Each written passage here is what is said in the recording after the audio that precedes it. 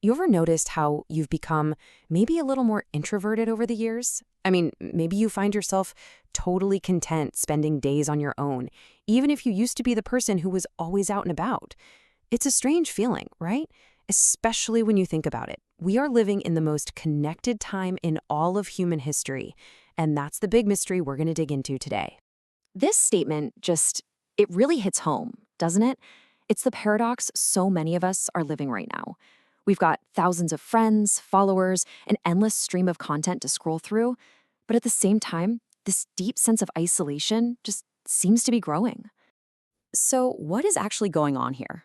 How can we be surrounded by people, at least virtually, and still feel so disconnected? And it's not just us. Teachers are even noticing that kids who grew up during the lockdowns had this new kind of social awkwardness. It's like society itself has kind of tilted towards being alone. In this explainer, we're going to unpack exactly why that is. Okay, so let's get right into it. To really understand this problem, we first have to understand the appeal. Why does connecting through a screen so often feel more powerful, or at the very least, easier than connecting with someone face to face? Well, the answer is all about how these platforms are perfectly designed to tap into our deepest psychological needs.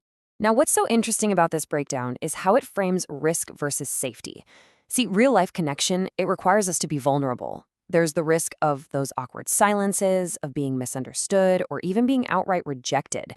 But online, we control the whole narrative. We get to curate our best moments, edit our words until they're perfect, and we can just disappear if a conversation gets too uncomfortable.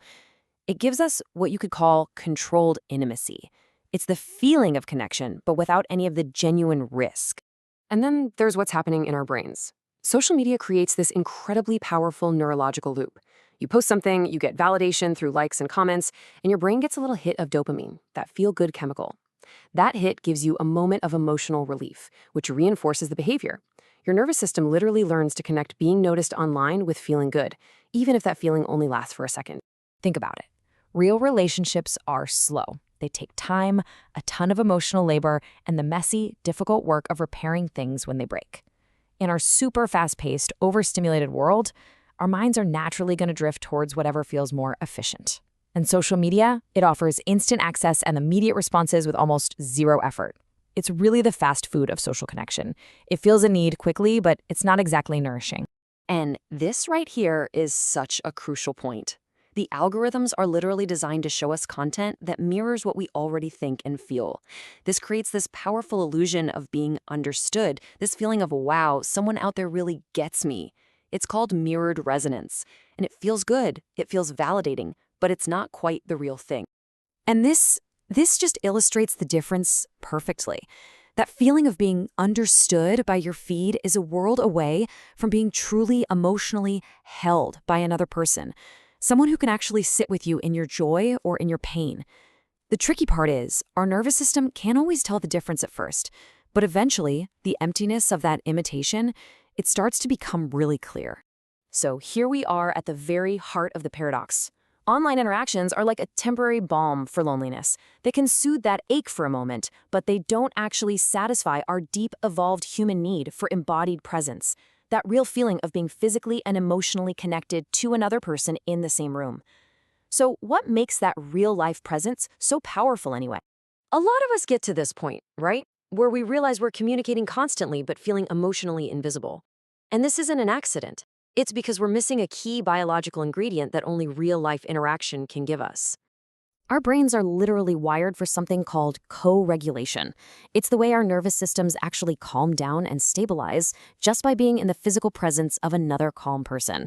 Their tone of voice, their facial expressions, even just sharing a quiet moment together, all of that sends powerful safety signals to our brain. An online comment can stimulate your mind for sure, but it can almost never regulate your nervous system. And that's why simply trying to change our thoughts about loneliness just isn't enough. Real improvement in our mental well-being comes from changing our behaviors, from intentionally moving our search for connection away from the screen and back into the real physical world. Okay, so how do we actually do that? I know it can feel really daunting, but the key is to start small. This is not about suddenly becoming a social butterfly. It's about taking practical, sustainable, low-stakes steps to gently rebuild those social muscles that may have weakened over time. So here's a look at the toolkit. We're going to start with low stakes, repeatable contact.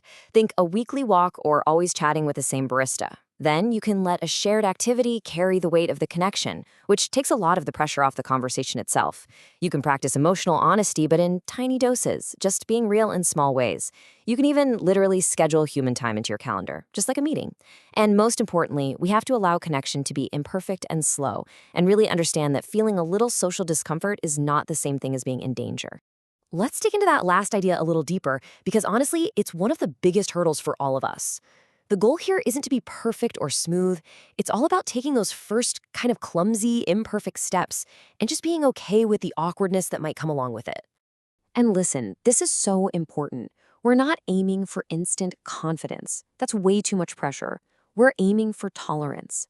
That discomfort you feel in a face-to-face conversation, that's not a danger signal. It's just the feeling of underused muscles being worked again. It's just like going to the gym. Gentle, consistent exposure is what reduces the anxiety and builds up your strength over time. This quote, man, it just nails the whole thing beautifully, doesn't it?